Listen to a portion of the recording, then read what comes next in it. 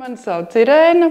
Es mācu latviešu valodu ukraiņu iebraucējiem Latvijā, kas vēlas apgūt mūsu dzimto valodu. Ziemā man bija ļoti interesants projekts tieši medicīnas darbiniekiem no Ukrainas. Gan ārstiem, gan arī medmāsām un arī cita līmeņa medicīnas darbiniekiem, bet vienīgais nosacījums, lai piedalītos, bija vēlēšanās iemācīties latviešu valodu un ka tie ir medicīnā iesaistīti darbinieki. Pieteicās ļoti daudz dalībnieku, man šķiet, ka bija pāri 50, un ļoti dažādos līmeņos. Beigās mēs izveidojām A1, A2, B1 un B2 grupas. Bija arī konkrēti jautājumi, kuriem es gatavojos, un kaut kādas konkrētas tēmas, kā komunicēt ārsta kabinetā, medmāsas kabinetā, slimnīcā. Jā, vispatīkamākais ir tas, kad tie nav augstākie līmeņi, kurus cilvēki mācījās, bet ka viņi nemet plinti krūmos un turpina mācības. Un tas arī vieš cerību, ka šie cilvēki, kas pie mums ir atbraukuši, ka viņi integrēsies mūsu sabiedrībā un mūsu medicīna nekļūs daudzvalodīga, bet viņa būs tiešām latviešu valodā pieejama. Es esmu bērnu ārste un zinātniece.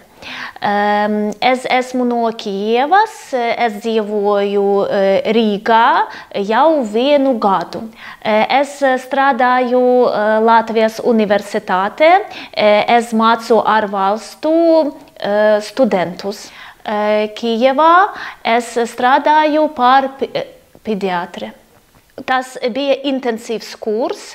Mēs mācījāmies latviešu valodu un mēs satikām ārstus no dažādām jomām. Tas bija ļoti noderīgi. Mēs mācījāmies anatomiju, mēs mācījāmies, kā pieņemt pacientus. Es zinu vairākas valodas, arī arabu valodu, bet latviešu valoda ir visgrūtākas. Jo tā ir unikāla, piemēram, lokatīvs. Lokatīvs ir unikāla. Viegls ir tas, ka latviešu valoda raksta tā, kā dzird. Latviešu valodā smieklīgi ir vārdi kad tad, kas tas, ko to. Tas ir jautri. Iemācīties dažas svarīgas vārds. Atvainojiet, lūdzu, atkārtojiet esmu no Ukraiņas. Tas palīdzēs mācīties ātrāk.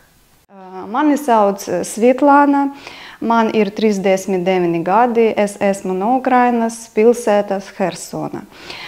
Es strādāju 19 gadus poliklinikā, nodaļā terapija.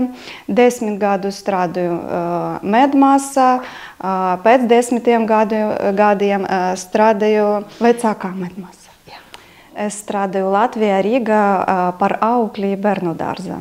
Man visgrūtāk latviešu valoda ir noteikumos un pareizi rakstību. Piemēram, es nezinu, kur liekt garumzīme. Lasīšana man padodas visvieglāk.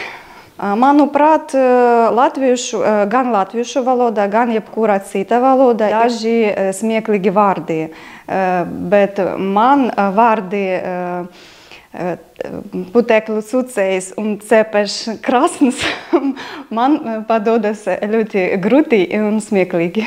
Es novēlu, lai visi nebaidītos mācīties latviešu valodā.